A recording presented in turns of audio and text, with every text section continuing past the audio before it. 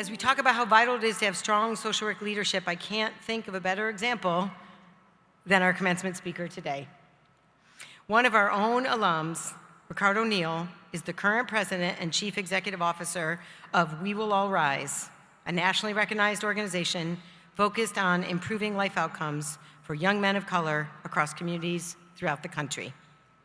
For nearly 30 years, he has served in numerous leadership and governance roles within the education, philanthropic, and advocacy sectors, and has led community change work locally, nationally, and internationally. Throughout his career, Ricardo has consistently focused on serving and empowering people in under-resourced communities. A native of Jamaica, he takes it, okay, we can pause. A native of Jamaica, he's got his own fan club here today. He takes pride in his upbringing and roots in Lawrence, Mass. We can pause, yep. Where he attended public schools and earned his college degrees at local Boston universities. He is widely respected for his deep commitment to and connection with the people that he has supported throughout the many roles he has held in over 2.5 decades of service. Sometimes you meet a person and you just know their greatness and their goodness right away.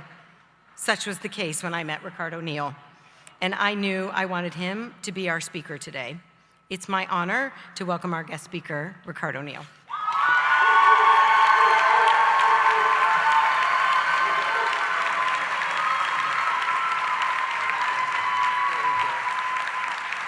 Here we go. Thank you, Dean Jones. As I said, Dean Jones, faculty, and staff of the School of Social Work, families and friends, and graduates, thank you for allowing me to speak today. I want to thank a special group of friends, my crew from Lawrence. You have anchored me for decades, and you have fed my soul when I needed it most. I love you more than you know. My mentees, former interns, friends, and friends from Baltimore area, thank you for joining me today. Graduates, this institution and this school, they're important to me. And over the years, I've felt a strong need to express my gratitude to the School of Social Work. So it's pretty surreal that I'm here today. It all started because of a decision I made last summer to reach out to my professor, Sally Backman. I asked Professor Backman if she still had any connections to the school because I wanted to give back in some meaningful way. Sally said yes and introduced me to Dean Jones, and I met with Dean Jones, who put me in touch with her team. They were generous, and they invited me back with open arms, scheduling a 2-day visit to meet faculty, staff, and students. I was excited as I returned to campus last October 8th, my birthday. I hopped off the Beeline trolley, crossed Com Ave, and walked over to the school for my meetings, eager to give thanks. When I arrived early and I began to roam, something about the campus and that moment pulled me over the green overlooking Star Road Drive. I was immediately engulfed with emotions. I was pulled back in time and I saw my 26-year-old self hurriedly walk into class. The feelings engulfed me, and it dawned on me that for the most part, I've done a lot. But I also know I have not done it alone. Many others have carried me along the way since I finished my studies in 1999. The memories were vivid. The sudden light rain snapped me back to reality, to the present. My emotions and desire to pay it forward ushered me through 264 Bay State Road, the home of the School of Social Work. One of my first meetings was with Dean Jones and her team. I relayed to her the feeling I had overlooking Star Road Drive and how my training paved the way for the successes I've had over the years. After hearing this, Dean Jones said, "You should be a commencement speaker." I was shocked, in complete disbelief. I literally thought, I laughed and I thought, this lady must be mad. I just could not believe it. I said, me? I told my families and friends about this crazy exchange, but they in turn thought I was out of my mind for not accepting on the spot. Then reality gradually settled in. How could I not jump at an incredible opportunity? Is it not my responsibility to lead and also press forward? And so despite my initial reservations and hesitations, I said yes, and here I am today. Graduates, I have felt some fear, wonder, uncertainty about what a Black immigrant boy from Jamaica could say to inspire the masses. By standing here, I honor my late father with my name, Ricardo Owen Neal. Owen Neal, an illiterate man from Jamaica who barely had a third-grade education, is now a commencement speaker at an esteemed university because his blood pulses through mine. And in turn, I'm a living embodiment of his commitment to hard work, grit, and perseverance.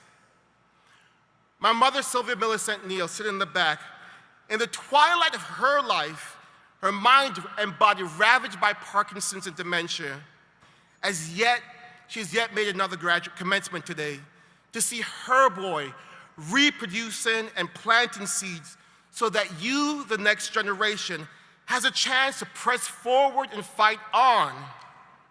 My mother earned her GED the year I graduated from high school, 1991. I especially call my mother the lady with the iron fist. She was tough, and I appreciate that. Thank you, Mummy, for all you have done for me. Thank you so much.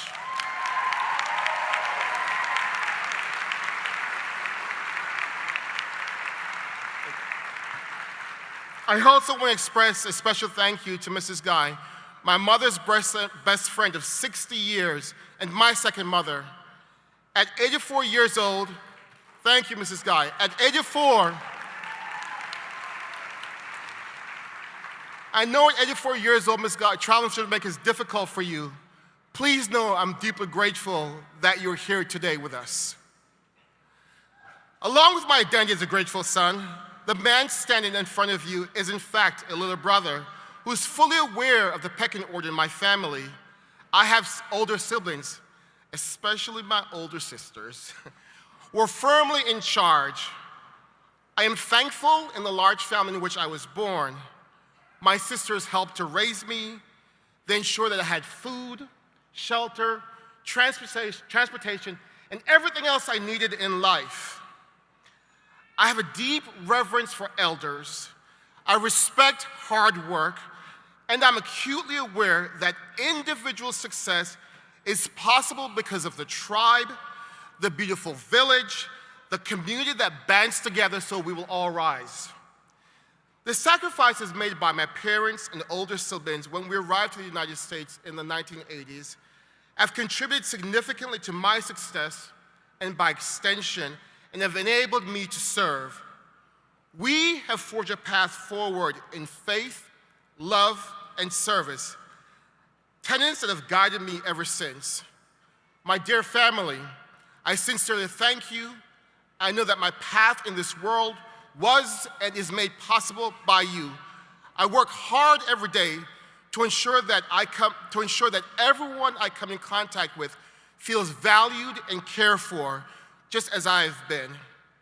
In honor of my family, I created the Williams Neal Fund for Community Change at Boston University to ensure my commitment to paying it forward is memorialized and supports future generations of social workers. To my two children, Zoe and Maxwell, though you're only 9 and 12, this is your legacy. Daddy expects you to do the same for others. Make sure you thank your mommy for allowing you to miss school to be here today. Graduates, thank you. I invite you to reflect on all aspects of your time at the School of Social Work. The relationships that you've formed with your fellow students will serve you well. The work we do can be emotionally and mentally exhausting, and knowing that you have friends and colleagues navigating the expectations that come with your new professional status will fill you up when you are low. And your professors, please take them up on their offers of assistance and mentorship. The extended hand of support can and will be an enormous source of strength, especially as you try to find your way in your first years after graduation. Frankly, you will need a steady and experienced hand to push you forward in challenging and impossible times. 2 decades after leaving the School of Social Work, I can still recall the names of professors who've inspired me: Lee Staples, Kay Jones, Sally Backman, and Loretta Williams, who's since passed. And these are just to name a few professors who have guided me along the way. You will have your name of respected professors. Cherish them and carry them with you. Class of 2025, this is your time. This is your moment. The years ahead will be filled with thrilling success, and yes, even some unexpected, heart-wrenching setbacks. But through it all, I encourage you today and always, continue pressing forward. That is it. That is my simple message to you. All boiled down to this simple phrase, a calling card and a rallying cry that I hope you hold close to your heart. Never forget this moment, your big moment today. Continue believing in yourself and always press forward. We social workers, we're bounded by a code that requires us to help others live up to our commitment to care for the least of us, those without family and friends to count on, those without food, those with health challenges, and those who are afraid to come out of the shadows to access help. Throughout your career, you will be compelled to take action on behalf of those you serve, and in doing so, stretching beyond the familiar.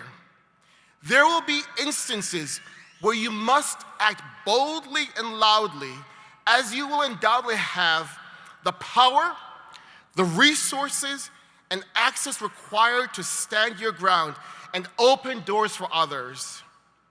This is why, in partnership with others, I created We Will All Rise, the organization I lead today.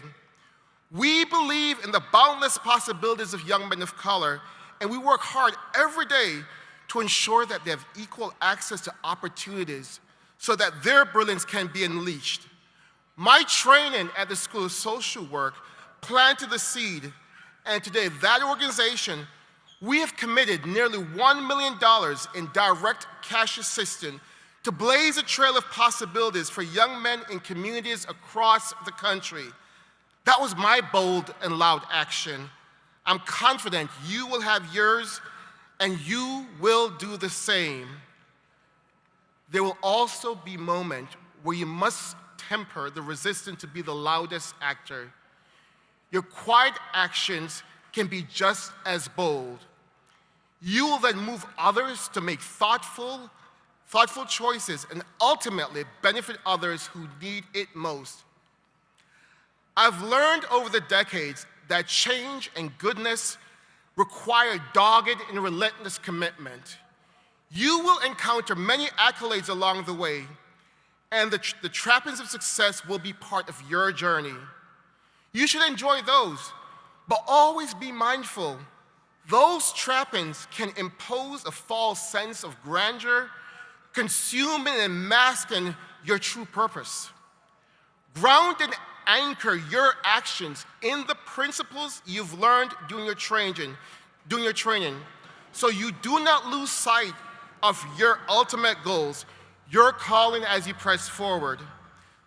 2 weeks ago, I received a text while working to finalize my remarks that really crystallized how I want to leave you with a message today.